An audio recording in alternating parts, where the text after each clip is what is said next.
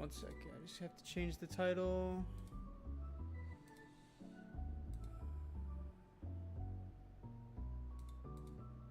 How do I do that? Bear with me. This is like my second time ever streaming. So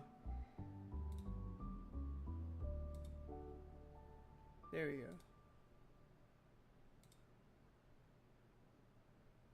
Yeah, I think we're good now. Alright, welcome everyone. This is the second stream that I'm doing this week, and we're really just gonna pick up from where we left off last time. Honestly, last time I don't think I even wrote any code. It was mostly just laying the groundwork for what I'm gonna be doing. But for a short synopsis, I have a Chrome extension that I work on. It's called ScoreCheck, and it basically just displays all of the scores and standings for the National Hockey League, which for those of you who don't live in the US or aren't familiar with hockey, it's just the top tier hockey league in the United States. So you have the scores here for today. These are actually live. There's one game going on. Scores from all the previous days. You have the standings. And yeah. So the work that I'm going to be doing is I'm deprecating the backend service that I have that serves this data. And I'm going to be swapping that for this publicly available API that's been provided by the NHL itself.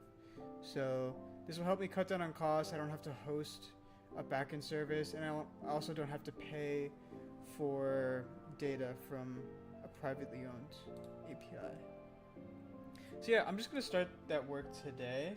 Honestly, like, because this is such a big rework, I'm really just gonna start out by like writing out all of the stuff that I have to do.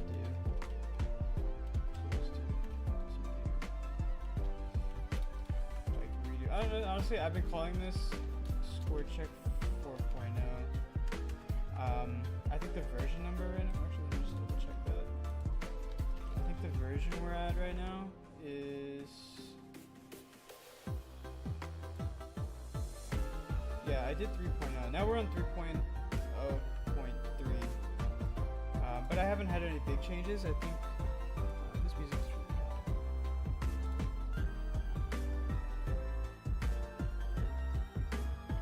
I just had some minor changes since I did this big 3.0 release in the fall. But yeah, so honestly, let's see the to-do list for right now. I think like the biggest one is really just replace backend service with NHL API. There are a couple bugs I want to fix. There was a bug that came up, and it's so dumb. It's literally the dumbest bug that I've ever written, probably. But it was the February 29th leap year bug. I want to fix that, and I can even just show what that looks like. I can't believe I wrote it like this. It's so embarrassing. But if you scroll all the way back, because this was a leap year, like February had 29 days instead of 28. And I saw that here we go. The 29 did not exist. February 29th did not exist. So on that day, there was just nothing here. So you'll see February 28th, and then it goes directly to March 1st. And I'm such an idiot for writing the code like that. I think even I wrote a comment just so I don't forget to fix that. Yeah, this bug I have it right here. So this is like calculating the last day of the month. And I said if the month is February and the day is the 28th, then it's for sure the last day of the month. So yeah, we're gonna fix that. I also want to fix, I don't know if we're gonna be able to repro this, but I've had a bug where, so there's like basically 3 panels that you can see here. One is the scores, one is the standings, and then one is this filter that I have on the right hand side. And what you can do here is instead of showing the games for all teams, you can just select the team that you care about. My favorite team is the Rangers, so I'm just going to pick them, hit apply, and now I'm only going to see the Rangers games. The problem is, like, when you keep switching the tabs, things start to get a little weird. I can't even repo it right now, but I've had it in the past. I've had it in the past where I turn on the filter, then I turn off the filter, then apply it, and come back, and then scroll up, and then I see the filter screen here. I need to find out a better way, like the actual repro steps, instead of just happening upon it every once in a while. But I do want to fix that, but considering how much more time I'm going to be using the extension while I'm writing this, it should pop up again. I just have to make a note of when it happens. And then also, that's even another benefit of streaming this, is that I will be able to watch the recording.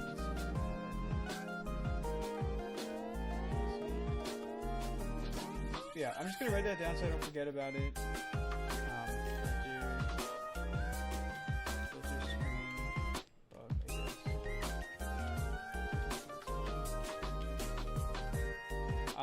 I think a lot of that will just be rethinking how I've done like these panels.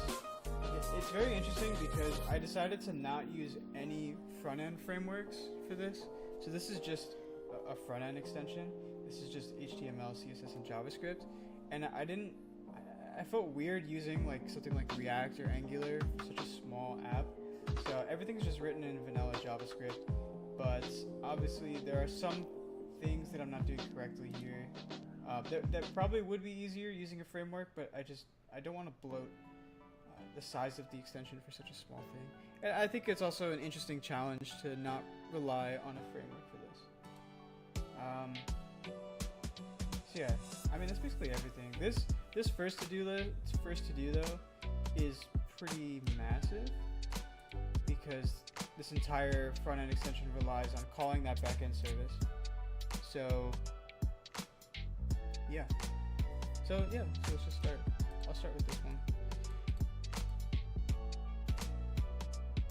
So the way I'm going to start with this is I'm going to go through all of the endpoints that I actually use, because I haven't gone through the API docs yet, but I need to find the one-to-one match between the APIs endpoints that I'm exposing and the ones that the NHL has provided. So I do need the one-to-one mapping. I think the big problem is a lot of these endpoints don't have docs, so this was just put together by someone. I found this on Reddit, but someone has just been playing around with the API and documenting the endpoints that they've found.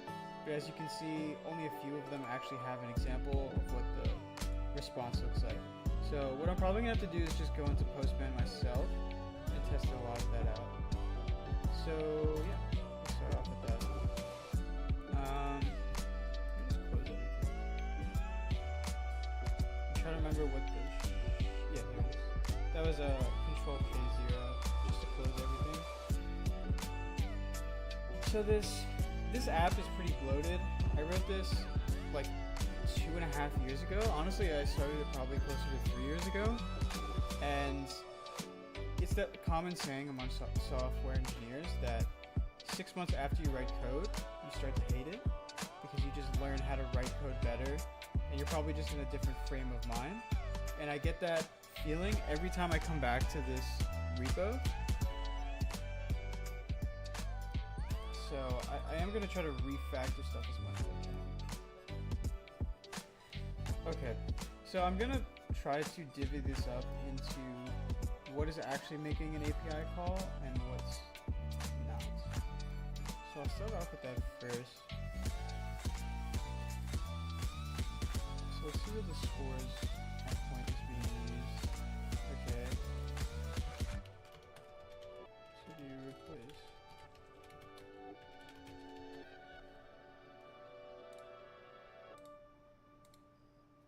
Okay, that's just one function. Oh, nice. Only 2 spots.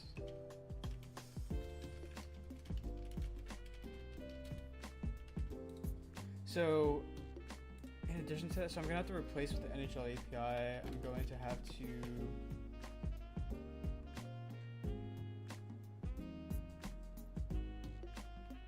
I'm gonna have to rewrite the formatting functions, because now the response object is gonna look a lot different.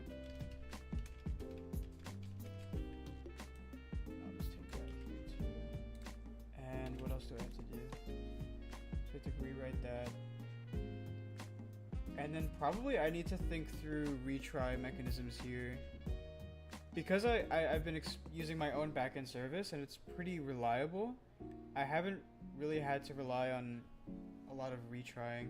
The problem is that this API is publicly available, and I've heard in the past from people on Reddit that the previous NHL public APIs were a little non-reliant. And since I'm not going to have any retrying from on any backend service, this is all going to be front end. I'm going to have to handle all of that here. So I'll just put a note of that. I think that will probably be the last thing I do. Let's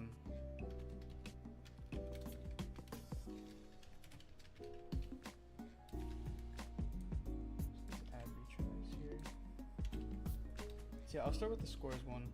This one should be pretty simple because I think a lot of the score related endpoints have been documented.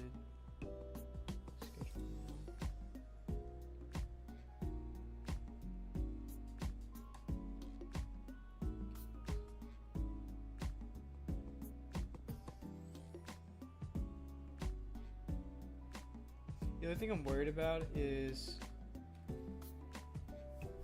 so it looks like they have a schedule endpoint. My scores endpoint, the one that I wrote, returns everything. So it includes games that have already finished, includes games that are currently in progress, and games that have already that will be completed in the future. And I need to check if, yeah, so they have them, the endpoint for a specific day now gets the games of today.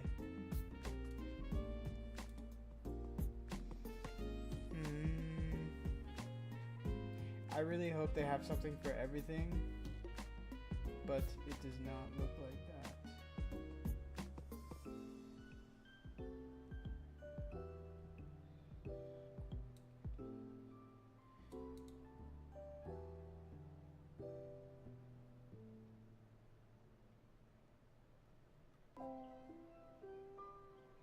Yeah, so this is definitely going to be more complicated. Like what I might end up having to do, which I mean would be, it's a lot of API calls to go through one for every day of the season. That's going to be a lot. That's going to be a lot. I might have to get creative with, like, I might just have to, I'll have to think this through more. But if I called this endpoint for every single team,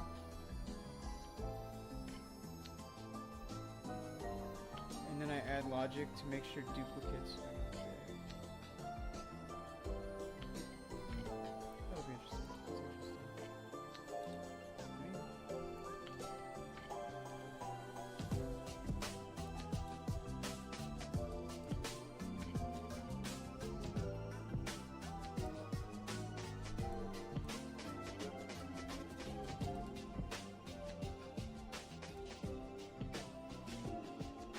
Let's just try this out.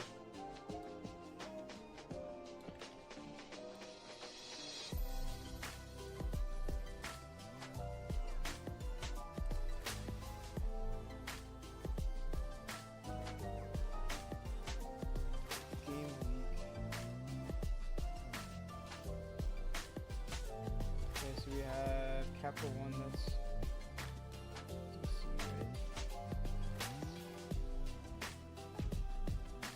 One thing I do like about this API though, it has a lot more details than the one that I was paying for, which is interesting. And even the fact that it has individual player stats, which is not something that that was an API that I'm paying $30 a month for, and it doesn't have any player stats. So to have skater stats, team stats, goalie stats, the whole roster, like that's pretty nice. And definitely, yeah, once I rewrite this, there's a lot of stuff that I can add to this app. But let me...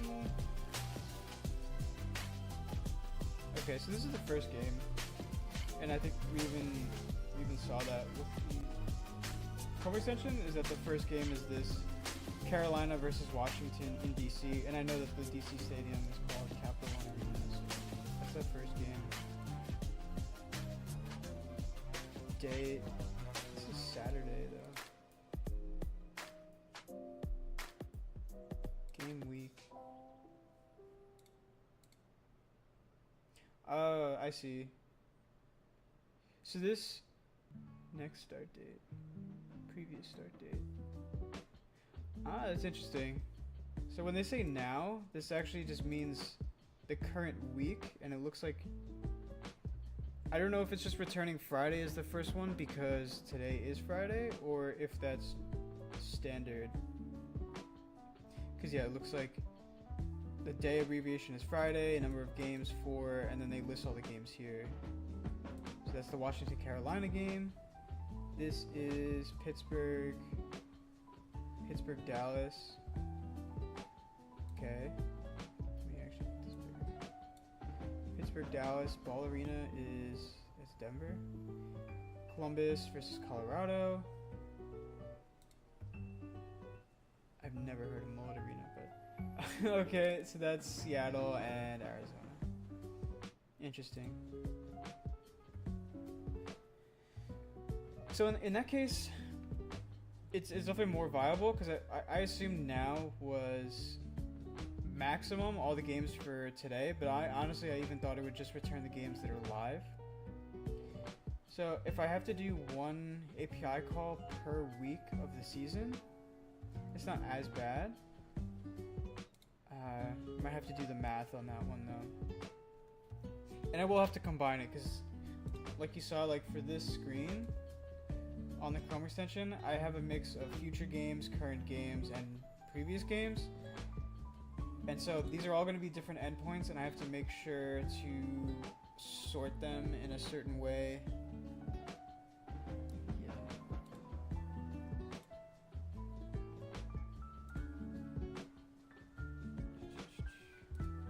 So I'm just making sure. I'm so paranoid that I'm not going to be live.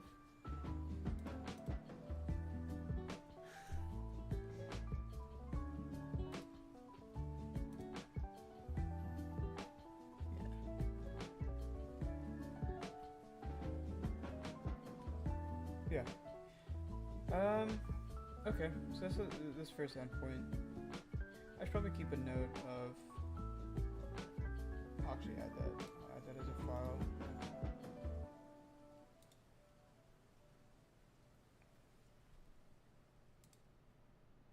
Let's do that.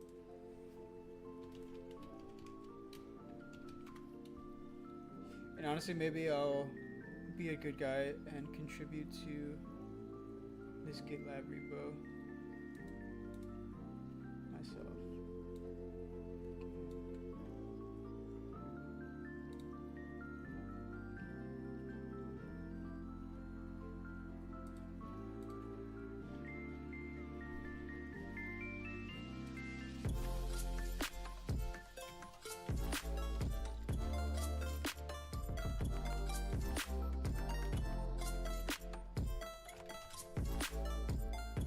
It returns all games.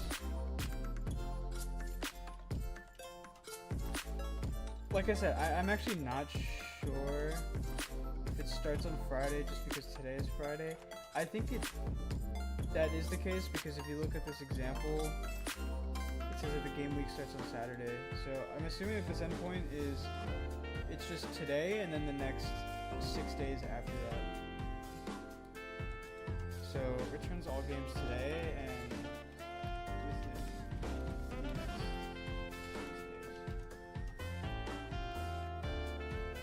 I should, I'm gonna make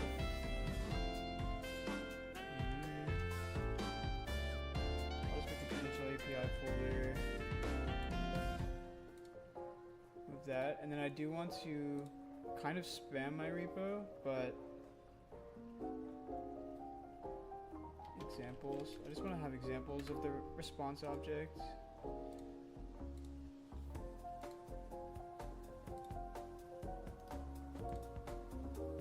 So which one is this one? Schedule now.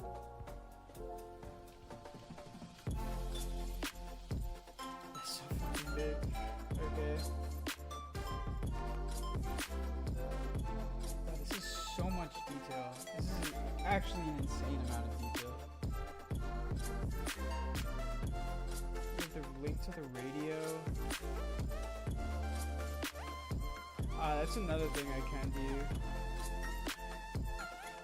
I can switch to... This API has different icons. Let's see. Consider switching icon provider.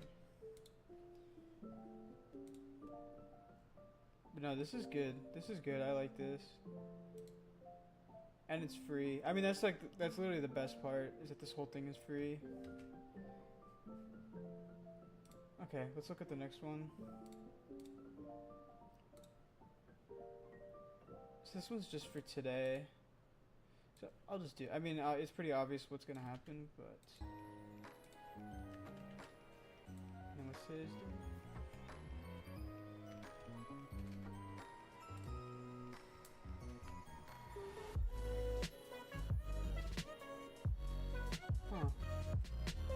So even though I put in a specific date, it still gives me the full week. So I still get Friday, Saturday, Sunday. That's interesting. What if I do yesterday? Interesting. So it basically only ever returns like game data in sets of 7.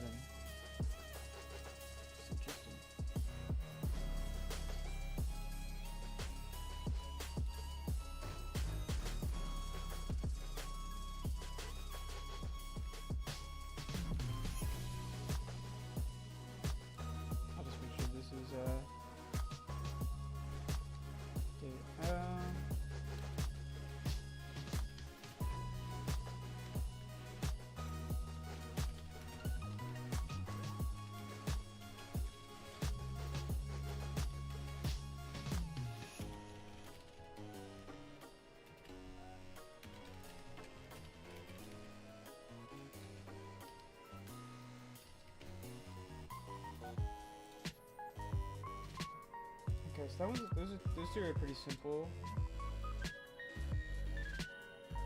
Okay, club schedule. I don't like that. I'm not a fan of doing, like, if I want the schedule of a single team, I should get like the full season. I get it that they're providing a lot more info than the other API does, so maybe that's why they have to restrict the response like that, but I'm gonna assume, let's see, I do the Rangers.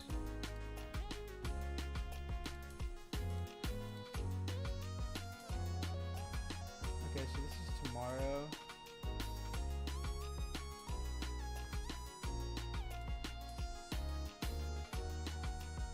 Week now. Okay, yeah, that's straightforward. I'll put this one in the samples folder. I think it was like club schedule. No. Club schedule. In this case, it was Rangers. Week. Nah, Rangers. I didn't. Yeah. There we go. And then, I mean, we can take a look at the month as well, but I can already tell what that's gonna be. So this one will be useful though for. Actually, do they have like so for the day? So for the day, I can pass in the day. Can I pass in the month as well? Let me try it. What about February?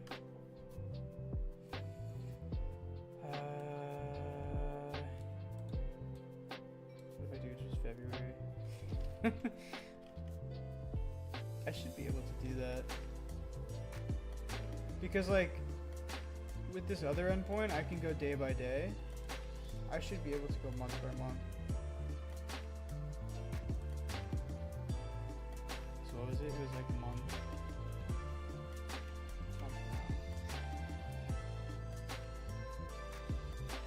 Oh, that's interesting. Okay, it's definitely different then. So the week, if I do the week, it starts on today's day, but if I do month, it actually already is the full month. So it just takes it's just the current month, and then yeah, there's all the March games. That's like March 2nd. Yeah, so that will be. I'll have to literally do the math on that as to which one would be more efficient. Do I do calculate all of the games? So get the list of all of the games by going through every single week in the schedule and calling the original scores endpoint that we were talking about before?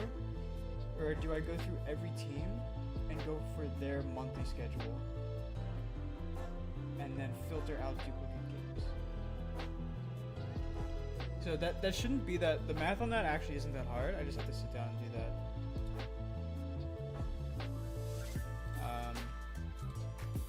Yeah, so let's keep this documented though.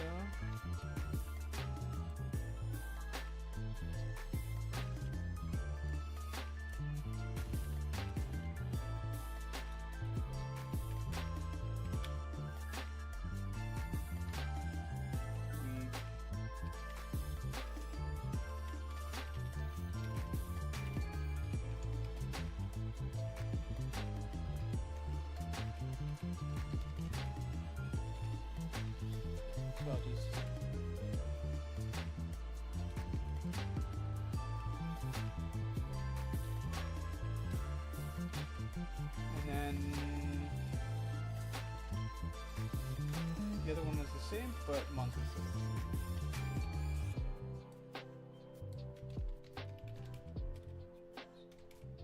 the full schedule for the team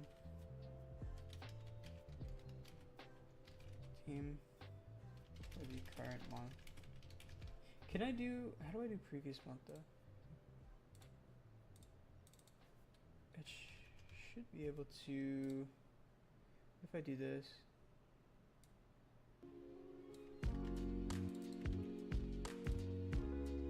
Nice. Okay, that's perfect then. That's perfect. I might have to go that route. That is a lot to do on the front end though, I will say. Getting the entire schedule for every single team separately. And then merging them into an object, or probably an array. No, probably an object, where the key is the date, and then the value is an array of games on that day. That could be pretty easy because I could just go team by team, and then what I would do is I can check for the game ID, and if the game ID is already present inside of the object, then I just don't add it. So that would be like, okay, let's say I do month by month. The season goes from October to it goes until June, but in June that's the playoffs, and there's only 2 teams left usually at that point. So let's say October. I'll start off with just the regular season. So October through April, which is how many months? 10, 11, 12, 1, 2, 3, 4. So that's 7 months. So you have 7 months. 7 months times 32 teams. And that equals, I wish I could do that off the top of my head.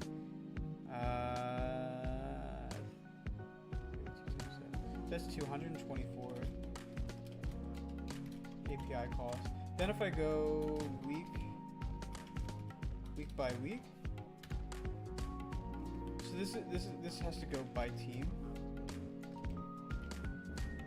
Week by week, all teams. So in that case, the season starts on October. I think it started like October. No, I have to redo this because I do the preseason as well. And that starts in September. So this is actually 8 months. And then I have to add 32 to that. Which is 6. So 256 API calls. And then week by week. So that, I think, when did the preseason start? So it started on, I know it was September. So it started September 22nd. So September 22nd, and then I know the last day of the season is April 15th. So how many days is in between that? Days between 24 and April. So it's 206. And then I go week, like in sets of 6 days. This API does. So 206 divided by 7 is 29.4. So we're gonna round that up to 30.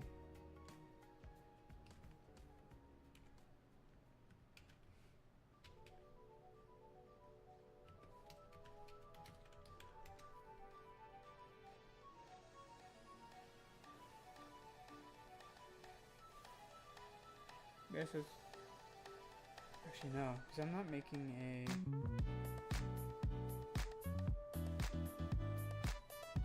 Yeah, so this is a clear winner. I should go week by week. Interesting. Yeah, so I'll just get rid of this. I'm just trying to make sure I'm doing the math right. Yeah, that's it. That's damn. So it's even. It's not even close at all. I don't know why in my head that I thought that was gonna be much closer.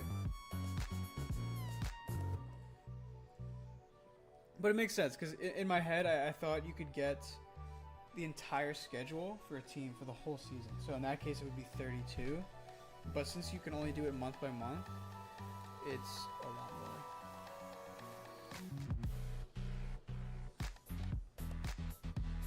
Oh, I just saw your chat. Yeah, so I'm not actually developing a backend service. I actually have a backend service for this right now, but I'm trying to get rid of it because, for one, it costs like $37 a month to run, because I have to use a lot of the third-party data. And then also I found out that the NHL has a public API, which is totally free. So what I'm doing right now is I'm trying to write all of the logic for my entire application in the front end.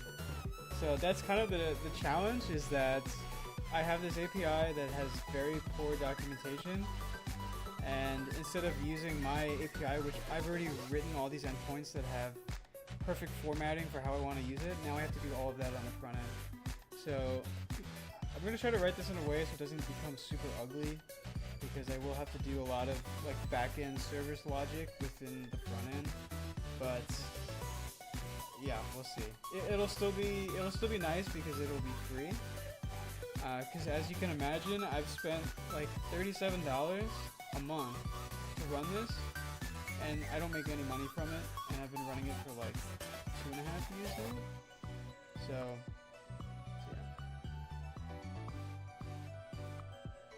yeah, so that's what I have right now. So I use this. I use an external API offered by a website called LiveScore. So this website, they have a bunch of sports data, and one of the sports that they offer is hockey, and they have an external API that you can pay for, which is $30 a month, and I get a certain number of requests that I can make to their endpoints. I think it's 50,000, and that's for $30. The unlimited package would go up to $300 a month.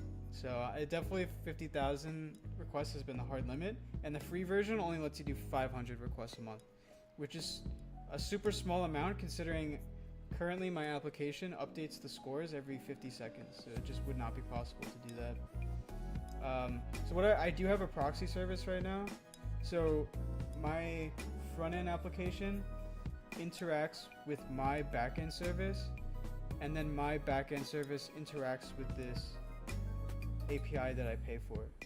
And then as like another level of complexity, I also have a MongoDB database. So my backend service takes the data from the external API, stores it in the database, and then when it gets a request from the client application, it goes into the database and fetches the stats. But yeah, this will definitely be, it will be cutting out both of those middlemen, so it'll be cutting out the Node.js server and also the database. So now it'll just be front-end client directly to external API. Yeah, exactly. And I think also, like, because I stored in a database, I don't have to worry as much. Like, if, let's say, one of my requests to the external API fails, okay, like, worst case, the data that I'm showing is 50 seconds stale, but I still have data to show.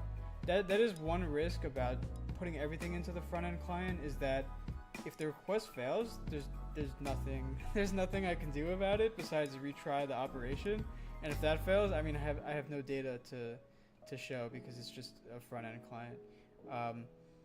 I think also though, like this, from what I understand, this API is what the actual NHL website relies on.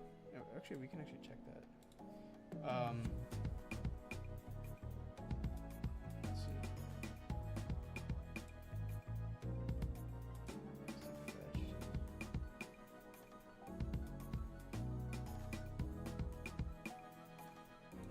I want to see like what if they're actually using the same exact API.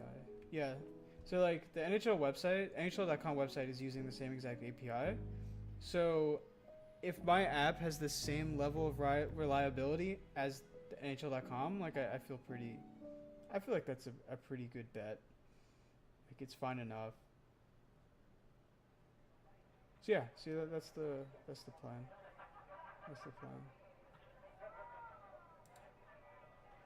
And yeah, it also is better because I mentioned this, like it's a free API, but I also get way more stats. Like I get player stats, which I did not have with the one that I'm paying $30 a month for. I get all this extra stuff, and there's so many opportunities that I can use it within this application. There's so much stuff that I wanted to do. Like I wanted to display scoring data. I'll have to check if these API calls offer that. In fact, I think out of the people that reached out to me, that was one of the requests that they had, is they wanted me to add like who scored a goal in the game. But in the previous API, they did not offer that level of granularity. It also makes me curious, like the one that I use right now, I only get like what period it is. So like this is the end of the first. It doesn't actually tell me like if this was like in the middle of the first period, it wouldn't tell me how much time is left. I wonder if this shows that, because that is another thing that I wanted to show.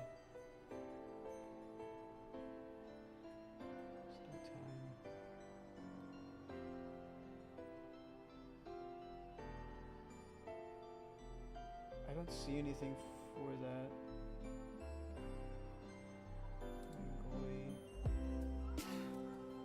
Yeah, I don't see anything for that. Yeah, so it just says third period. Oh no, this game is already over though. What am I doing? I thought I hit this one. Check this. So this should be that same. Yeah, it just says period number 1.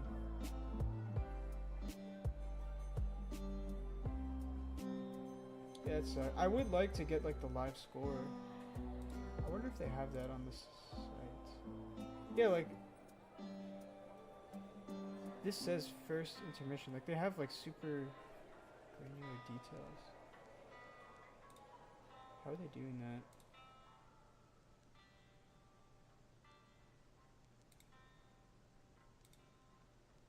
Let's see.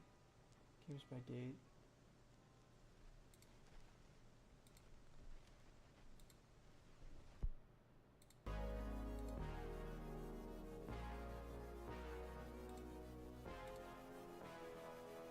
Also, I don't know if this is really small on screen. I might have to.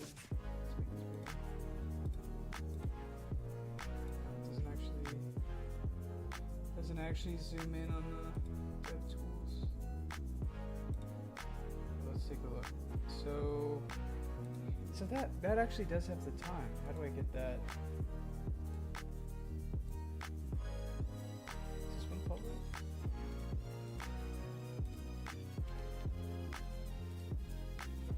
That is public.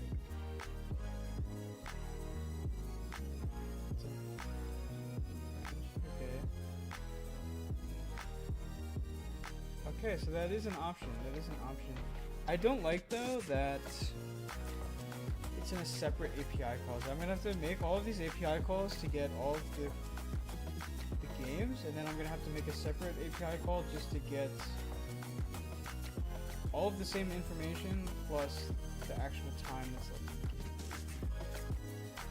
But at least it's only one extra call. So even if I do those two things, we already did the math that the first one is 30 calls, and then this one would just be one. So I can add this. That'd be nice. That is nice. So that does add some work. So we'll put that into the to-do list. I should do this in priority order too. So all these like minor bugs I'll do last. I first want to start, and this is kind of like an overarching. So I'll make this a header itself.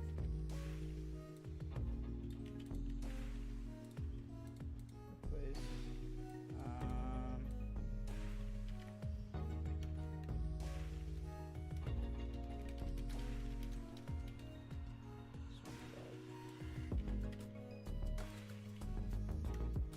Actually, above icons is probably last. So we'll like add support for add more details.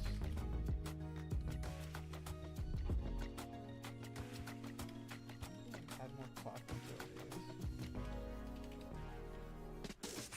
And I'll put the name of that.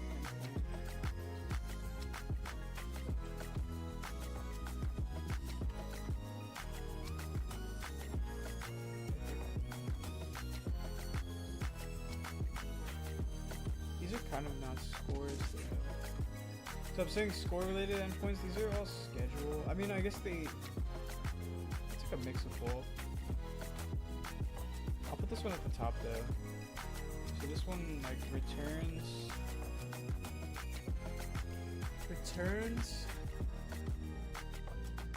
because it's not just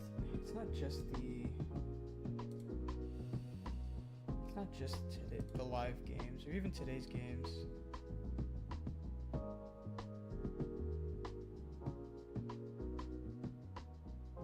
Interesting. Because like these other endpoints, they start on the current day and then they go through the next 6 days as well. But this one starts, I guess, I don't know if it's an arbitrary day, or is the current day always at 3? Do they put it always like towards the middle or in the middle? America. Or is this like, we are endowed by our creator? Does it always with start certain with unalienable rights, life, liberty, Bro, is and this the an pursuit of happiness.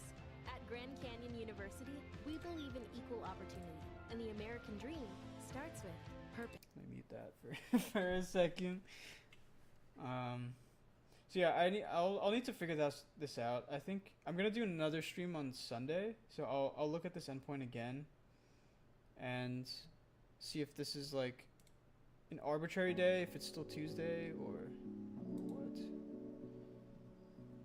So I'll actually put that as a note for myself to do.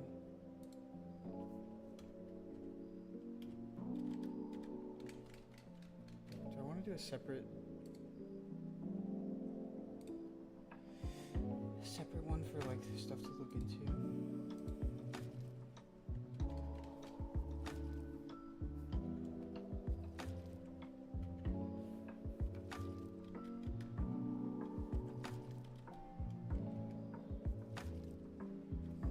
I thought there was a question mark in the other one. So it returns like 7 days worth of more detailed game data. So I'll put as an example, I'll put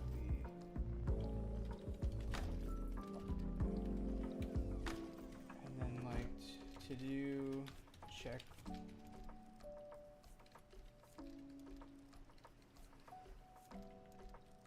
the calendar logic, I guess that's it.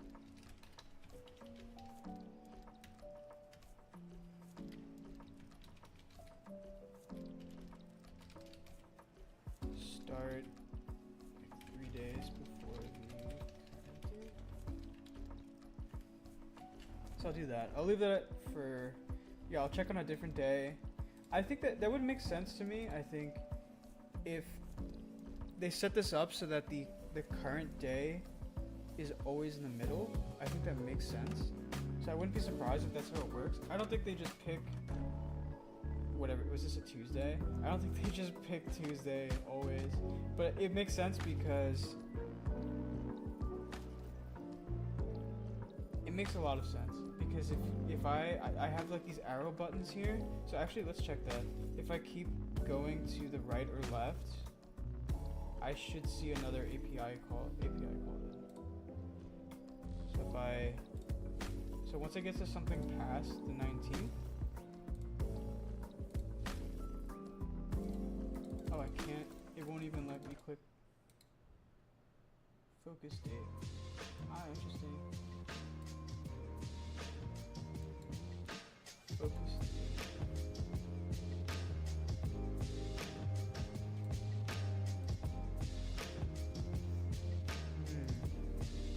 That makes sense.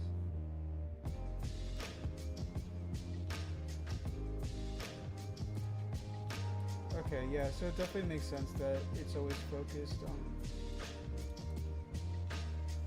So today's date will always be in the middle.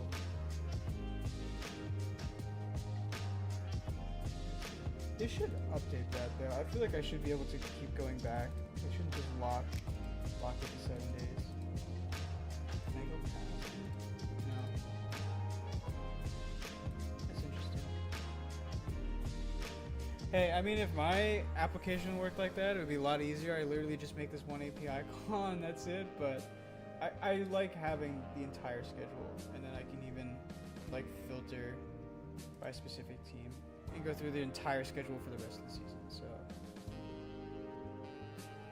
I definitely won't do that. That would be cheap.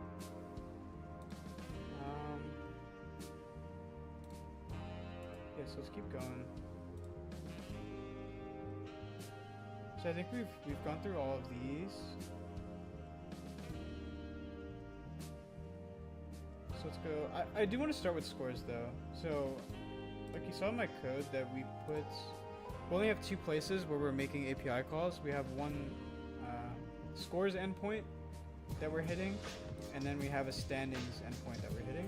So I'm gonna first just start with the scores endpoint to make things simple, and then later I'll worry about the standings. So scores URL.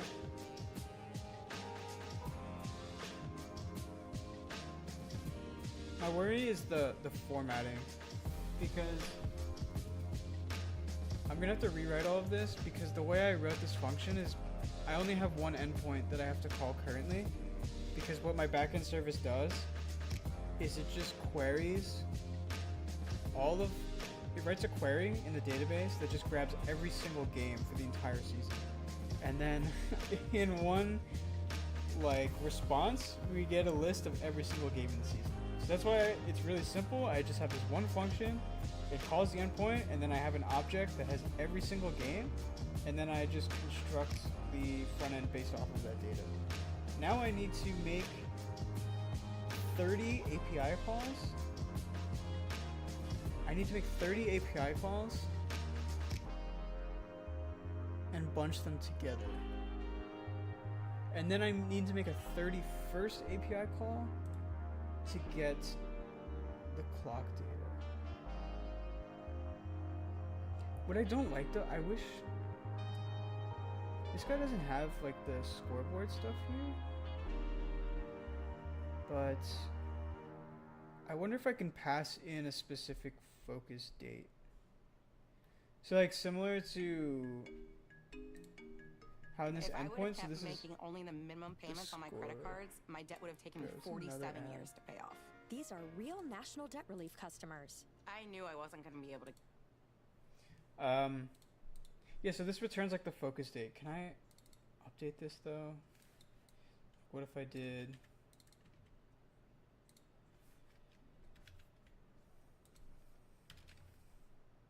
What about that? No.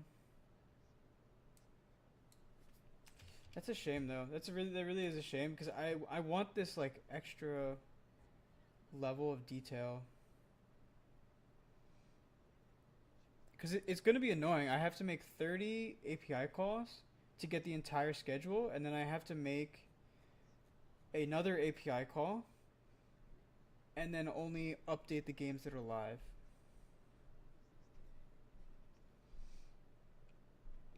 So it's not the end of the world, but it's something.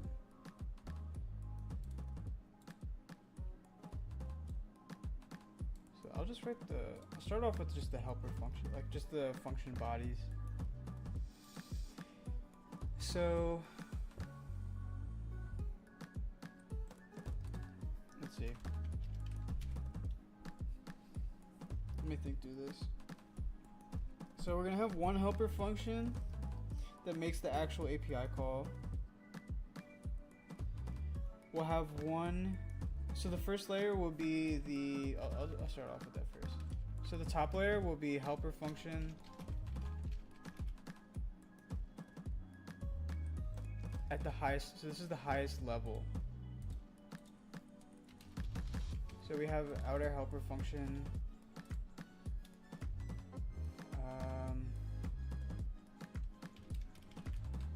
I don't know what we call it, like, honestly, fetch scores data is fine. So we'll have that.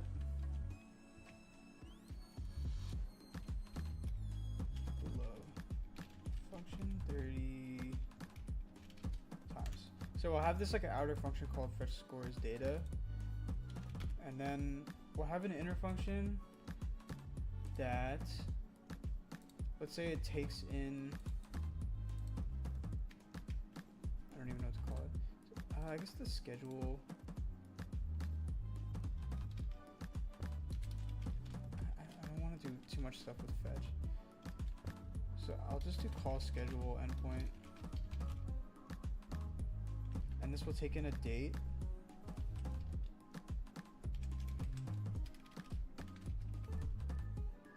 And what this will do is this will make the, what was that endpoint that we were talking about? We were talking about, okay, this one.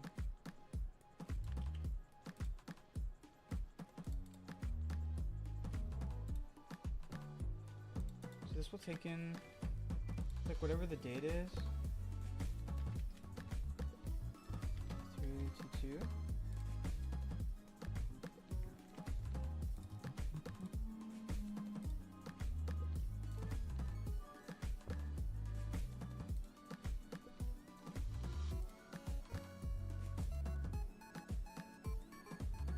I just realized that I have not had the YouTube chat open, so I just want to pull that up real quick.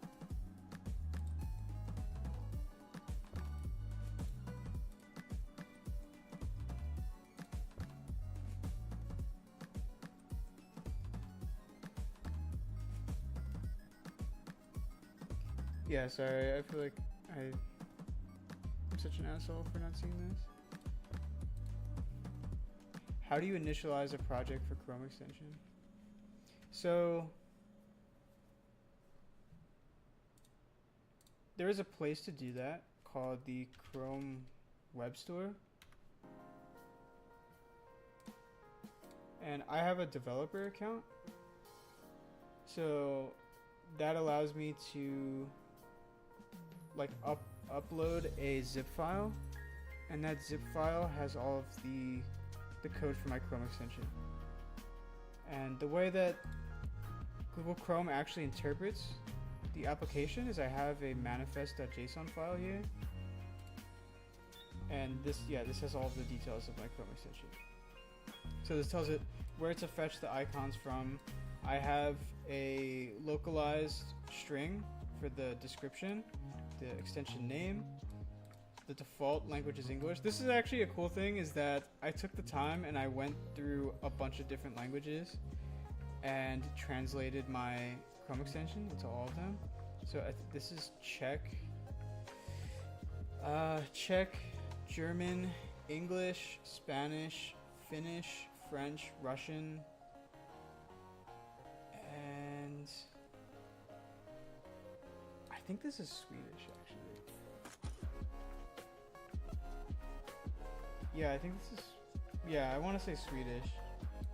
But what I did is I just went to NHL.com and they have an option to change the language. And since all of the words that I display on my Chrome extension are hockey related, they're all on the NHL website. So I basically stole their translations.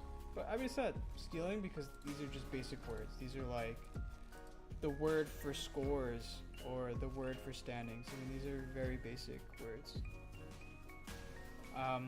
So yeah, I would definitely, like, if you're looking to get into writing a Chrome extension, they have like pretty good docs actually. And I basically, yeah, just went through all of that. I have a pretty simple Chrome extension, so it really wasn't that hard to write. There's a lot of stuff you can do with like service workers, and it gets really complicated, like what you can do with a Chrome extension. And the more complicated your functionality is, the harder it gets to, first of all, get permissions to be able to do what you want, but then also to write the actual code. What I'm doing is kind of the simplest form of Chrome extension, where a user clicks a button and basically HTML just pops up onto the screen. But what some other people want to do with their Chrome extensions is they want access to the page that the customer is on, and there's like a lot of like compliance and security review that you have to go through because you're accessing the user's web page. And then it gets even more complicated if you want to do something like edit the URL that's in the customer's search bar. So these are like very complicated actions, and it gets harder to write. Mine, I just have a simple window that pops up, and I don't need any extra permissions, or even I don't even need any information from the user. So it's pretty simple to handle. So yeah, that's how I would recommend getting started. I'll even just put this in the chat.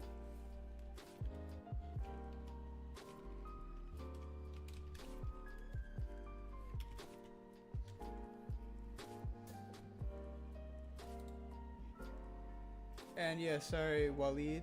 I just saw your comment. I didn't have the YouTube chat open. I'm still new to streaming. This is my, I think this is my third stream ever, but this is the first one was, and honestly the second one, I'll be honest, were pretty bad.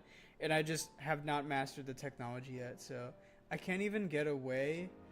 I don't know yet how to have the YouTube chat and the Twitch chat both within the software that I use for streaming. So that'll be what I figure out before the next stream. But yeah, I have like the Twitch chat within OBS, but yeah, I don't have YouTube chat. But yeah, I'm basically just working on this Chrome extension. So what were we talking about? Yeah, I think we're going through the functionality. Oh, even let me do this.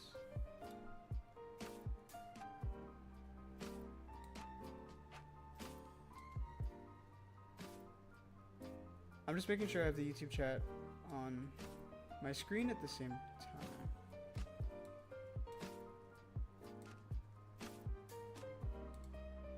I do a pop out. There we go. Okay, so now I have the YouTube chat, Twitch chat, everything's on the screen. So we're good. Yes, what were we doing? We're looking at the Swedish. Okay, so I'm gonna have this function called fetch scores data, which I have right now. I'm gonna rewrite it, and it will be an outer helper function that does two things. For one, it'll call a new function that I'm gonna refer to as call schedule endpoint. It takes in a date, which will be a string, and it will be this date parameter. So then I call this endpoint with that date parameter. Then let's see, I'm gonna have to do a lot of formatting here, because like I said before, this function gets to be really simple because I currently own the backend service. So all I have to do is do all the formatting on the backend side, and then I return it exactly how I want on the front end, which cuts down a lot of code that has to be written on the front end side. But I have to do all the formatting here, so I should probably do formatting last. No, we have to do formatting as we go. So what I'll do is I'll have like a JSON object we were always in control of the that when and where has in our the lives. key as the date and the value as the list of games. Mom, check it out. I learned a new song. Bro, you really gonna put a baby? When and where you choose to do something can make all the difference. At University. What was I gonna say? Yeah, so as we go, we're gonna call this endpoints, and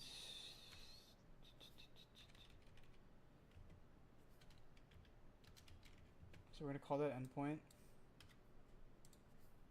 We're going to add the game data to the giant JSON object,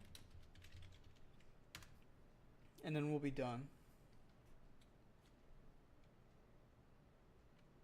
And then the next thing that we have to do is we have to call that other endpoint that gives us the higher level of detail.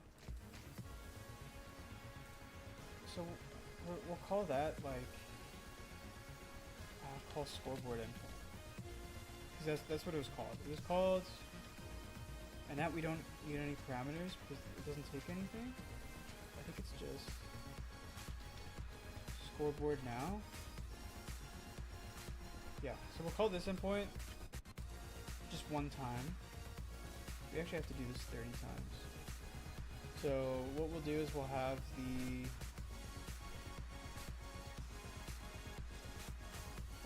we'll have to do some like date logic here.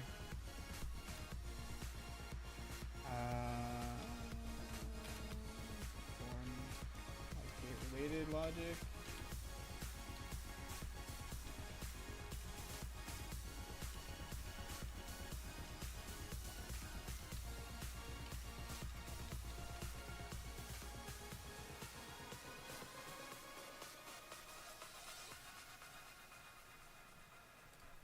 Okay, so we call that, we add to the object, and then we call the scoreboard endpoint.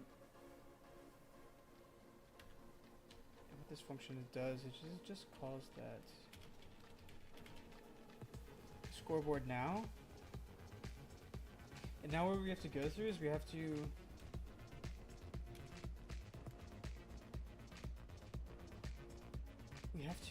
find. So we have to find the live games in the JSON object and add the additional properties. So the example would be the clock. I do want to add other stuff, so maybe I can get the like who scored and whatnot. Actually, I kind of want to check that now. So this is a pass game, but can I get here like who scored? No. This could be fun though. I wonder if I can, like, how easy it is to link to this video though. I'm not gonna be an ad for Ticketmaster, but maybe we'll link to the highlights.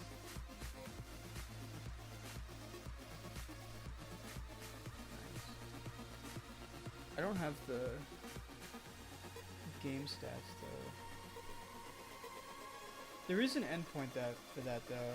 So that is an option. I think when I was looking through the list, what was it? Game details. Score now. Okay.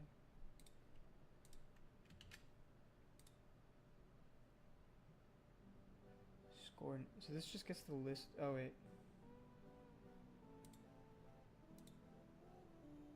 This does have the games. So this is the. Yeah, this game is live. And we have the goals. We do have the goals here actually. So let's keep that. Let's keep that. Let's keep track of that.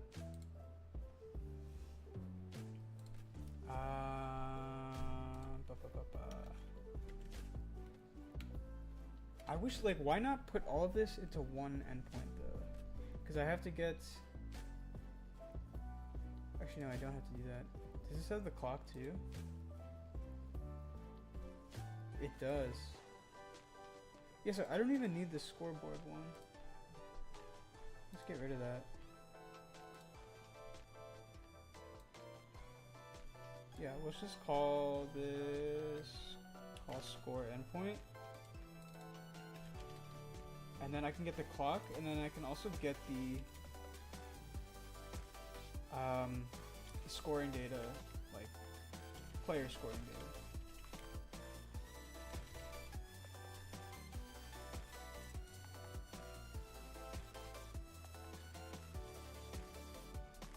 I can do assist. This is nice. This is nice.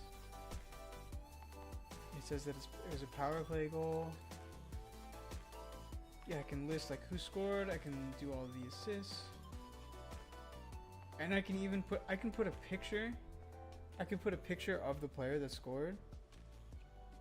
We're gonna have some fun with this. We're gonna have some fun with this API. Honestly, there's so much stuff I can add now. It's crazy. Yeah, so we'll keep that. We'll keep that for sure. So is this only today? Okay, that's fine. That's fine. So what we'll do is, yeah, we're still up to 31 calls. I do want to though. It would be nice to get the scoring data for all of the games though, like not just ones that are live. That'll be hard though. I mean, that would be way too much because this is a daily basis. So I actually wonder if I can I put in a date here? I can, nice. I can put in a date. So the problem is obviously, like, if I have to call this endpoint for every single game in the season, I mean, that is so many calls. I mean, look at this. there are thousands of games in a season. Like, I cannot, as soon as you open this, I cannot just make over 1,000 API calls. What I can do is I can add like a little drop down here, and then when a user clicks on it, at that point I make the API call. I wonder how fast it is though. I mean, it does seem relatively fast. And I can even get like, I could put box score there as well. There's a lot. I'm gonna have to like, I don't like doing UX design, but I might have to whip out Figma and think some more about that. Oh, that's cool though. That's cool. Yeah, so So in this logic, I'm calling the schedule endpoint 30 times. So that gets me the entire schedule. I mean, it would be nice if this could be like an optimization point. If I kind of did what the NHL website is doing, where like, so I want to have the whole schedule here, right? But is it worth optimizing it so that I just have like the first, so this day, so this current day, and then I have 3 games 3 days before today and only 3 days after, and then at the time when the customer is scrolling, then I load more games? But is that even worth it? Like, it's 30 API calls. I can put them in order that makes sense. And then also, like, if you immediately opened up the application, went to filter, and picked a team, like, now all of a sudden I need the data for a lot more days, like, immediately. So it's certainly something to think about. I could make this more interactive. Like, if you look at the NHL website, they have like an arrow here, and that could make it easier for me to initiate the API calls when the user is scrolling. Because honestly, like, I feel like it'd get a little bit wonky trying to like initiate API calls if a customer is scrolling. It might just be a weird experience. It might be better if I have like an arrow there. So I'll put that in the to-do. I'll at least think about it. And I'll probably do that in like optimization section.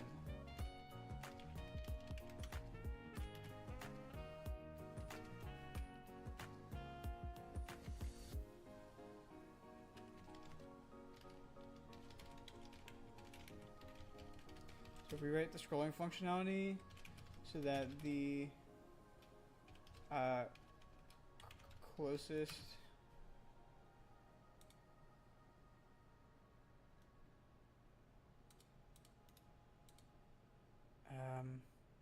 so the closest like 7 day, I guess, like, so that I guess that makes sense. Closest 7 days are within view, and add arrows for scrolling. So that can make it a lot easier. That could make it a lot easier. We'll have to see though. We'll have to see. I think I have to just test it out first and see how slow the app is if I wait. Because it is 31 API calls as soon as the app opens is a lot, for sure. I'm losing my voice. See, I'm not used to stream. This is the longest stream I've ever done. I did one on Monday that was like 35 minutes because I could not figure out what I was doing. But yeah, honestly, this has passed by pretty quickly. It's like an hour 15.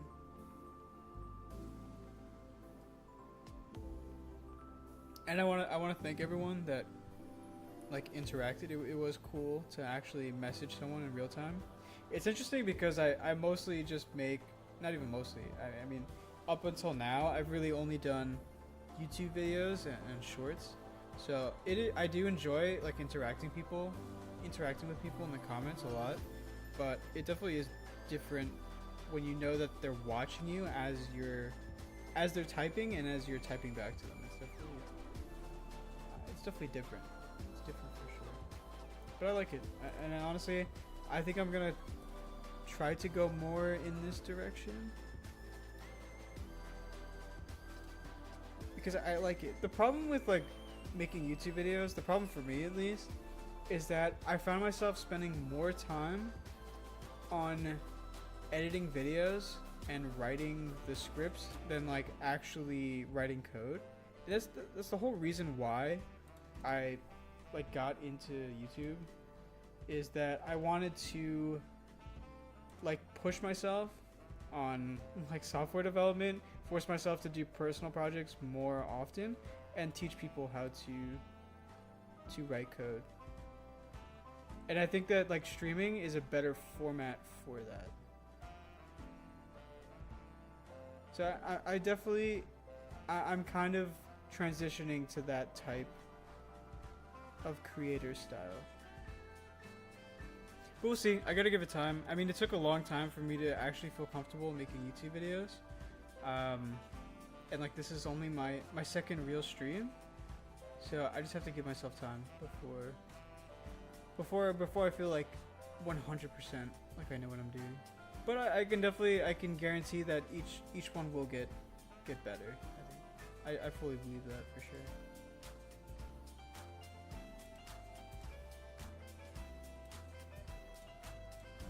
So yeah.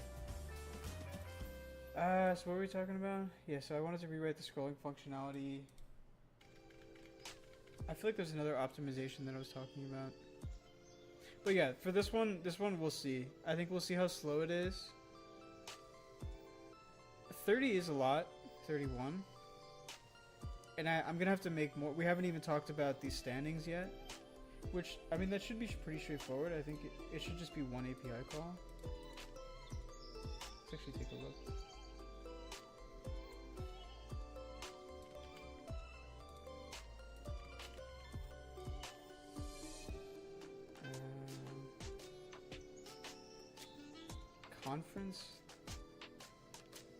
Conference L10 sequence 4.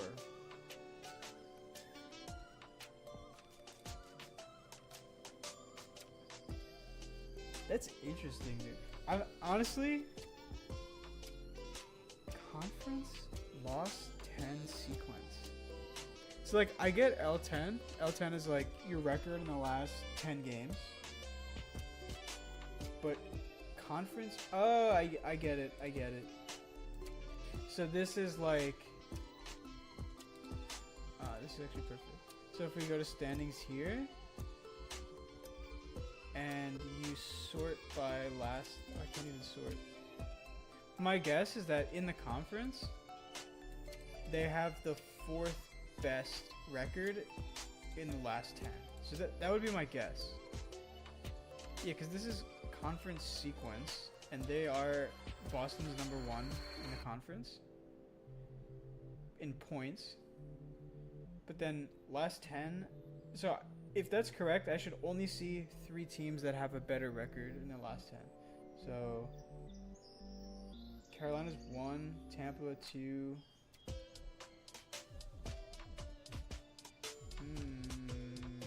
They might include the tie. But how do they? So 1, 2, only 2 teams with a better record in the conference in the last 10.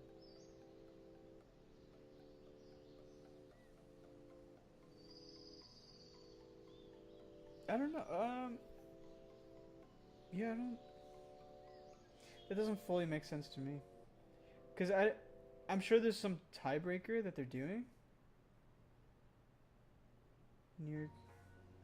So I thought like, oh, maybe they would look at streak next, but there are 2 teams that have the same record in the last 10, and then also the same streak. So that would be like the Rangers, and then also Toronto.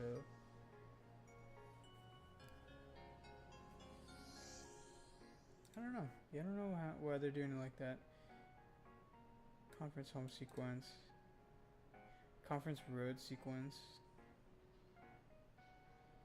Division last 10. So we can check that one. So yeah, there's only one. So that makes sense. So their division last 10 sequence is 2, and that's because out of all the teams in their division, they have the 2nd best last 10 record. So Tampa's 7-2-1, so they're #1, and then Boston's #2 with 6-3-1. And I guess they have Boston beating Toronto by some sort of tiebreaker. I'm not really sure.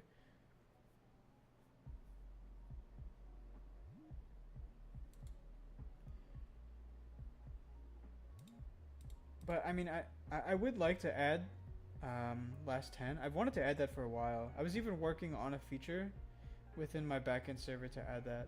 But if I can just call this endpoint, that would make everything a lot simpler. And they have even like I just wanted to show the record in the last 10. This has like goal differential in the last 10. This is everything.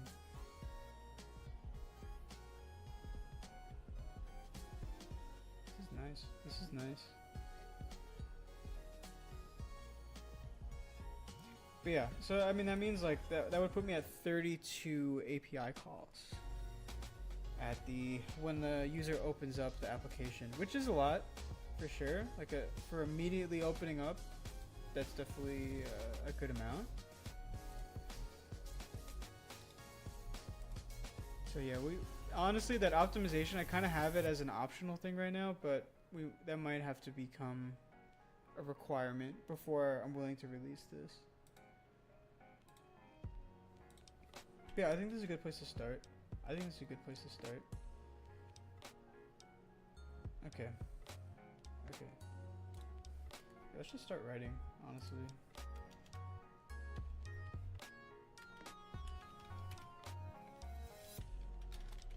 I'll just name it like this so it doesn't complain at me. That's another thing, I will have to handle the filtering. But I'm just gonna use this as... So what I do right now is like when a user comes to the Chrome extension and they hit this filter, I trigger an API call that takes in the filter params as a query parameter. So let's say a customer only wants to see games from Boston. Then I call the same endpoint that I do for the normal scores, but then I add a query parameter which mentions that the team name is Boston. So then my backend server will only return games that are related to Boston. In this case, the endpoint is not handling filtering, so I'm gonna have to do that on the front end, so there's no point in taking in any parameter here. So the date related logic is going to be like taking the start date of the season. No, I don't even want to start with the start. What I might do is, like if you notice in the scores now endpoint, or no, let's go to the schedule now. So they have the next date and the previous date. So what would be perfect here is I start at the current date and then I just repeatedly check whether or not there is a next start date and a previous start date. So I have like a recursive function where I just keep calling this until some condition. I have to figure out when that condition is, like when the season is over, do they just return this as blank? I mean, I could find out actually right now. Or like, let's say in the middle of the summer when there's no hockey, like are they gonna have... That's the thing, they do say, but you'll see that there's no next start date property. Oh, and then even in the call they have the end date and the start date.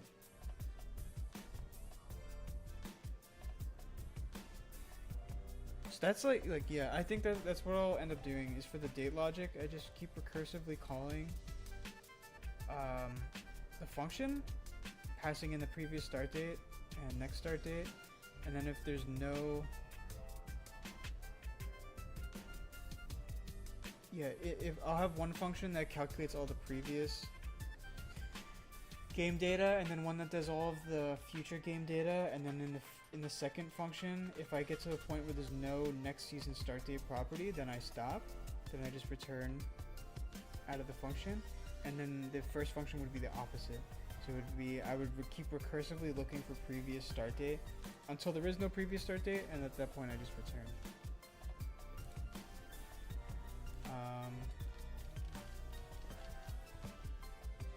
So at that point, I kind of want to make this an outer function as well. No, so we'll do that inside here. I was gonna do the date related logic in the outer function, but we'll do that. Do that here.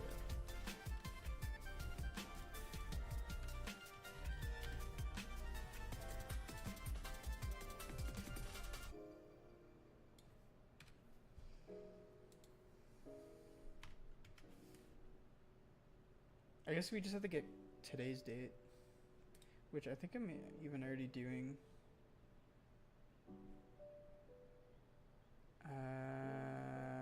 Yeah, I think it would be utils.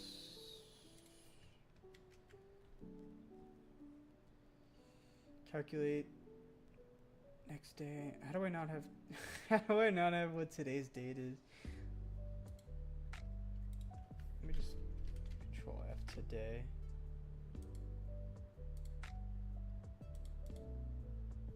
Today's date. Today's date.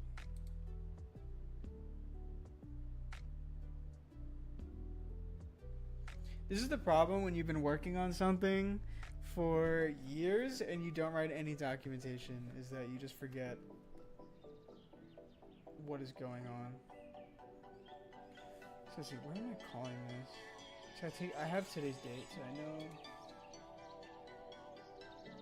What does this even do? Focus on current day.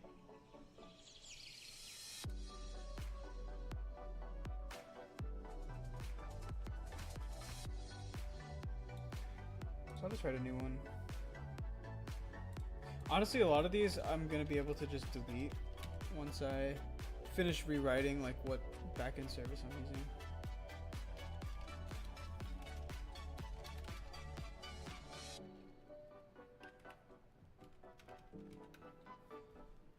And I can just steal the logic that I'm doing here.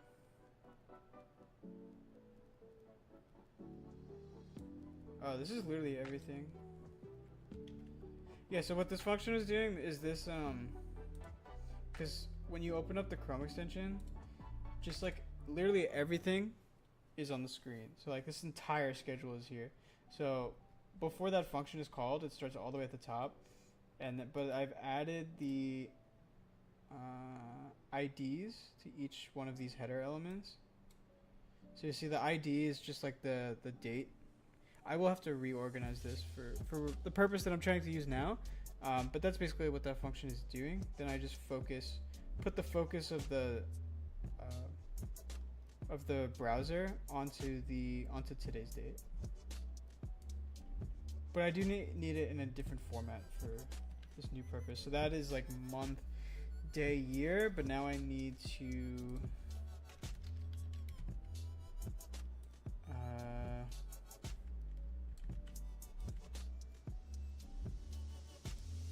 do year, month, day. Yes. Year, month, day.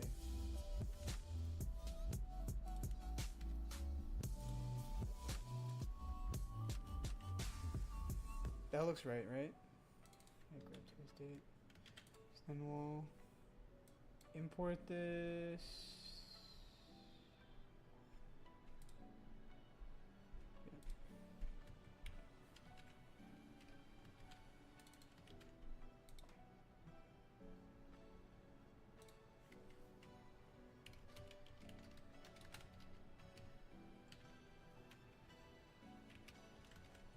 Okay, so I grabbed today's date. And now what I'm going to do is I'm going to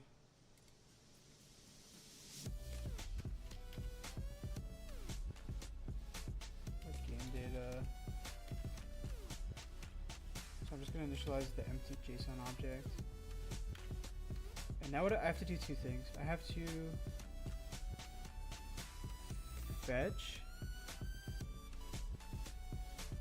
So I need to fetch the data with this current date. Fetch data with today's date. Then I'm going to recursively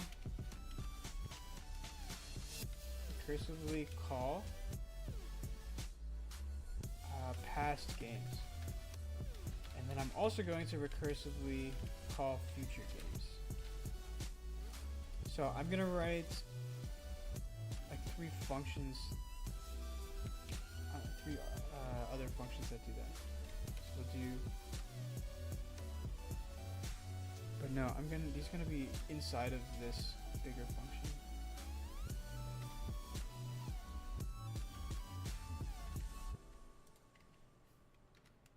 I don't like I want to use fetch when I actually fetch. You know what I mean? So I might do grab. Maybe I'll do grab score data, or like populate score data. I don't know. I'll workshop this function name for sure, because I don't like how it is right now. Let today's date equals grab today's date, and then here is where I would fetch.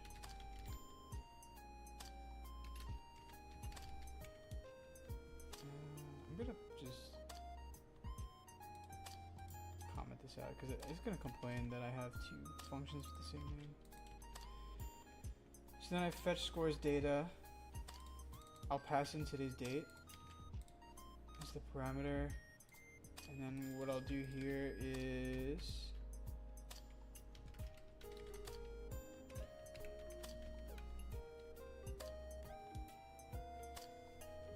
do I want to make this a global object?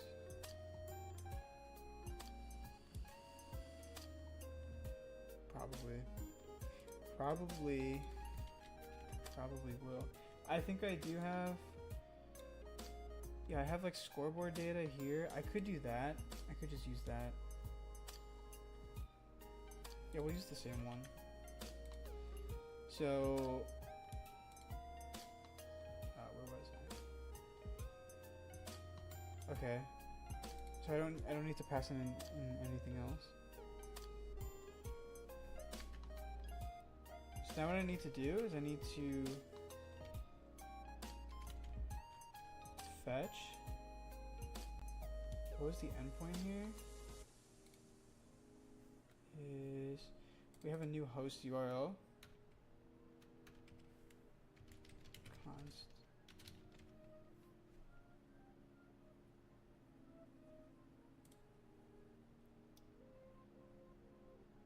There's a lot of ways I can do it. I'll add a util function that just constructs the URL. Make it easier.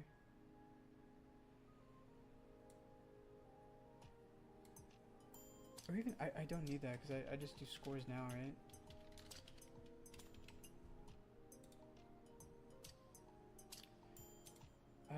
What was it? I thought that was it. Score now.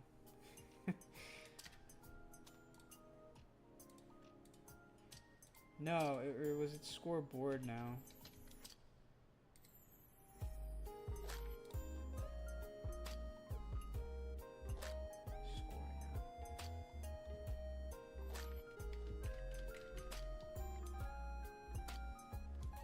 Scoreboard now. I could have sworn though. I mean,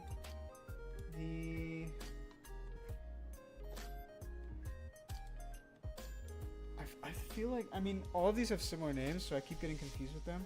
I thought we had one that had all of the details, but like score now, it just has one day. So I don't want to do that.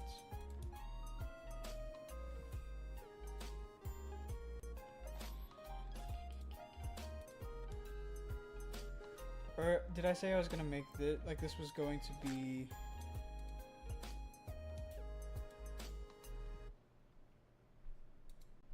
Because this is just today's games, right? Yeah, that's just today's games. It just has the number of games on other days. So we were gonna do scoreboard now.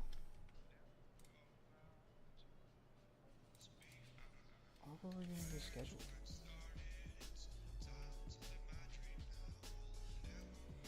I like the schedule one because it has like the next start date and the previous start date, but it doesn't have the details. So I would have to do what I talked about before, where like I have a drop down arrow on the on the other games, and then only if you click the drop down arrow do you get more details like stats, like who scored. And I could even show like maybe some roster, maybe the 3 stars of the game. There's a lot of stuff I'll have to think about whether or not I want to show. But yeah, we'll do schedule. I'll just take this endpoint.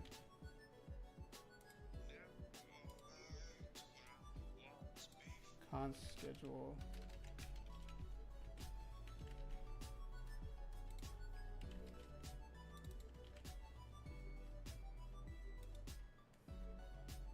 Yeah, so we'll do fetch. No. I mean, pretty much the same thing that we do. Why was I doing 2 then statements here? Yeah.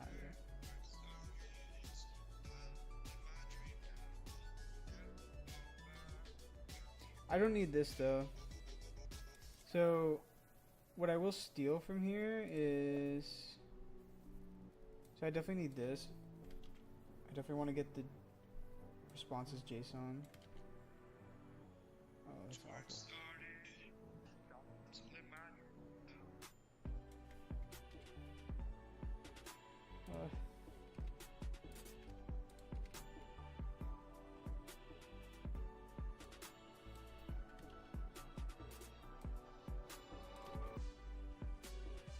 Okay, and then I want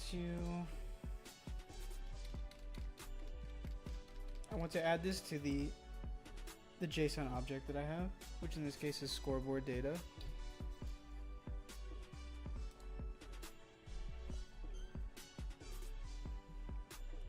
So I'm just making sure that no one's commenting and I'm not missing it.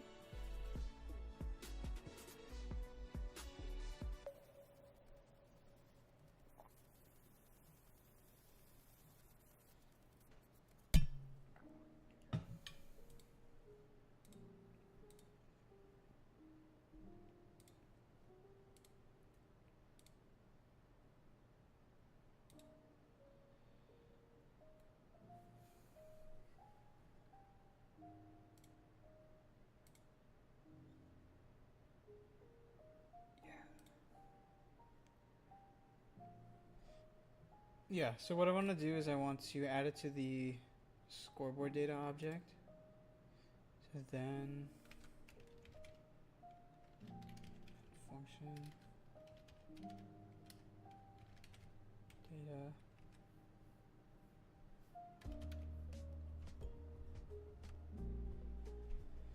And I can't do, I mean, this is such a cheat because like I mentioned before, like I was doing all of the filtering and formatting on the backend server side. So it was literally just as simple as I already have it in the format I want. I just hit scoreboard data equals data and then I'm done. And then this function update scoreboard is just for adding it to the DOM. So like updating the HTML and not the CSS, but yeah, using JavaScript to update the HTML with the actual data. But here I'm gonna have to do all of the formatting. So I think what I talked about before was having like, what I do now is where the key is the date and the value is the list of games. I think I can keep it that way, and that definitely does help me with the formatting. So yeah, let's keep it like that. Let's keep it like that. Schedule endpoint.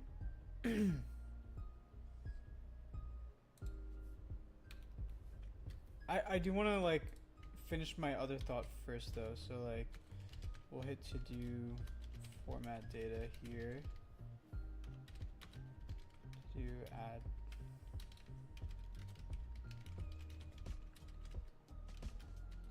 scoreboard data object. Catch, I don't know what I'm gonna do for catch yet. I'll probably just have to display like an error on the screen saying we can't load the data right now. Or, I mean, add some retrying at least and then do that.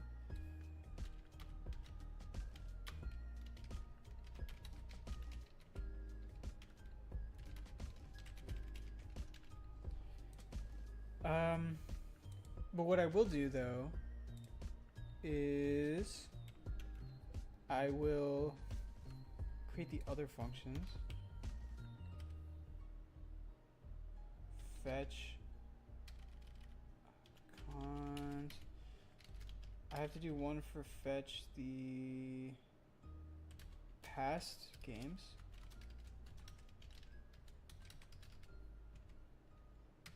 And in this case I don't need the, actually I do need the date. So I'll take in the date. And this is really similar, so I'm gonna fetch I mean kind of the same endpoint. It is gonna be a little bit different. I'll just do a util function for that. So it's like, but no, the const is in the other. I'll just do it right here. I think it's cleaner right here, to be honest. Const.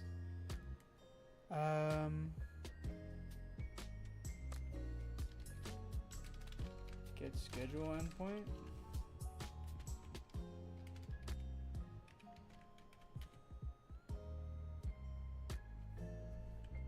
I think it's as simple as this.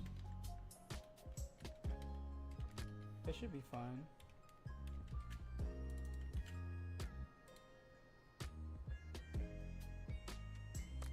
Okay, so let's endpoint equal schedule endpoint date, and then here we'll fetch. No.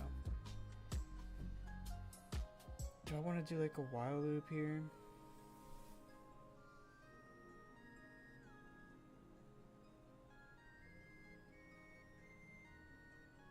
I could do a while loop.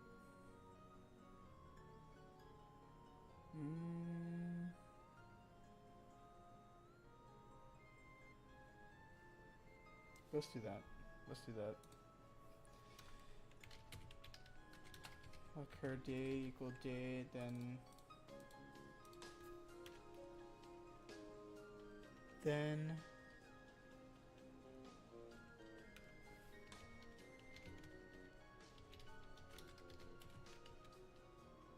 while cur date.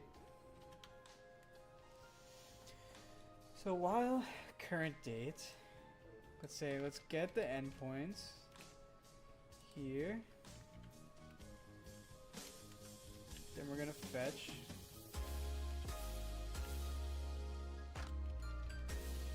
Do the same thing as here. I mean, yeah, literally everything else is the same. So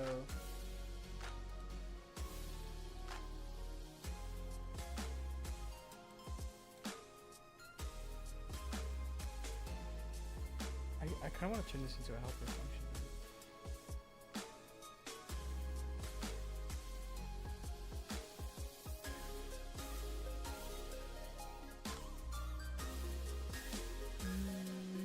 Let's do that.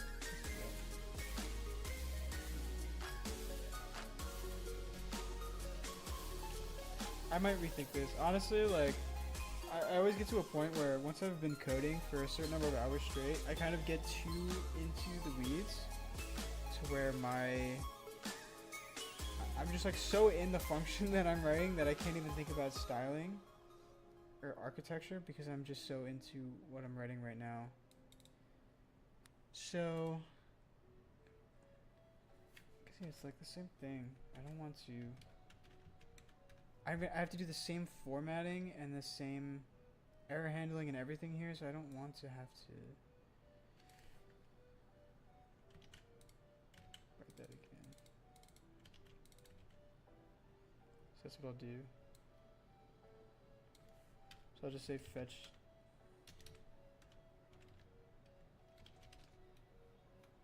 No, what was it? I just had it. Endpoint, what is it? Schedule endpoint? Fetch down.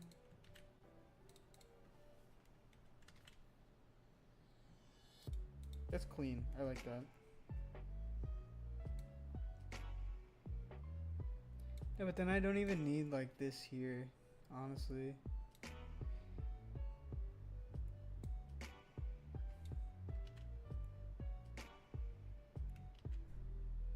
Honestly, let's just keep this one function. Maybe I might be just be over optimizing this. Like,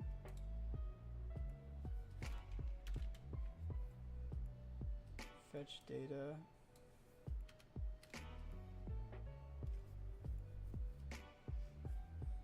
Yeah, and then here I can just call same thing.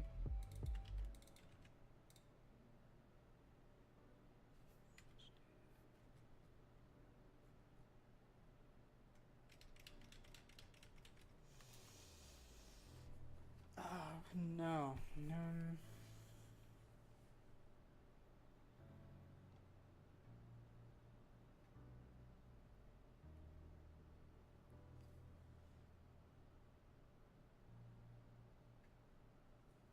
It doesn't help me though.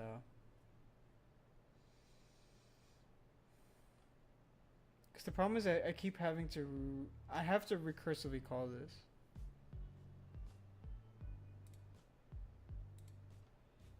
Oops. I meant to pull up the music. That's another thing I'm kind of struggling with streaming, is that I can't tell how loud the music is for the stream. Like, it sounds really quiet for me right now. But then last time I turned it down because it was so loud last time. And I turned it down. And then I watched the stream back and then I couldn't hear anything.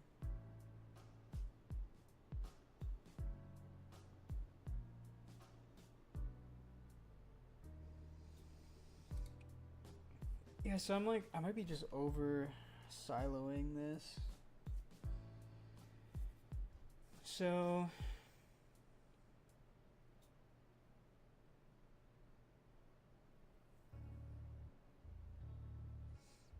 fetch data.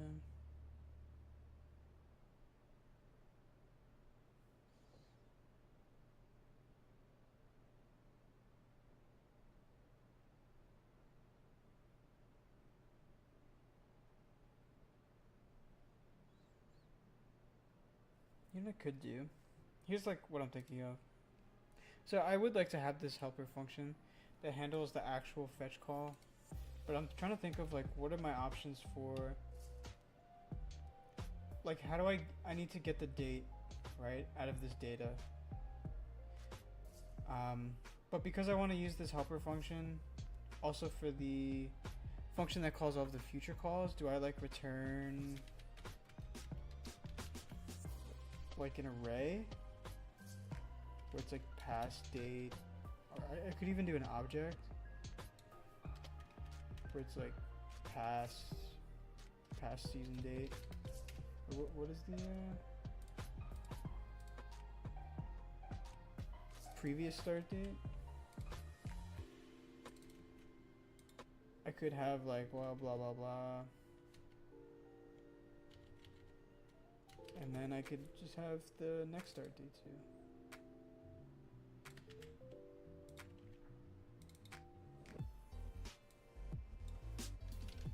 That's kind of what I'm considering doing. So like, I'll even put that here where it makes sense.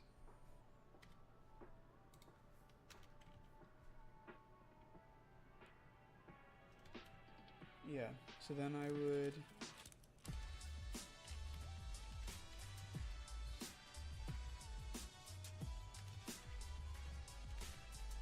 then I have the object here, and then I set then cur date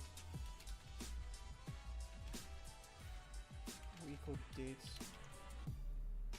object previous start date.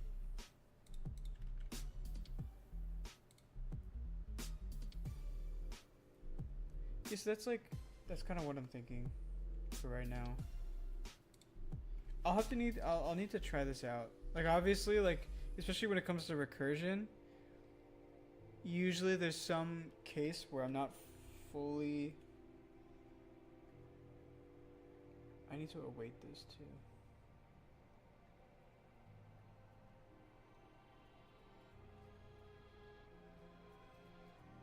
Yeah, it would basically be like that, and then I would just call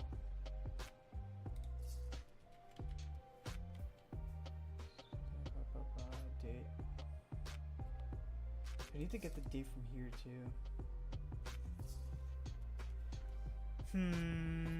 I don't think it even gives me the current date.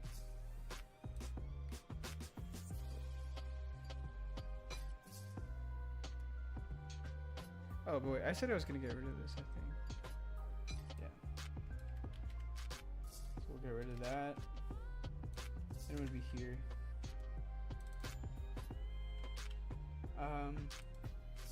But then here, yeah, I need today's date.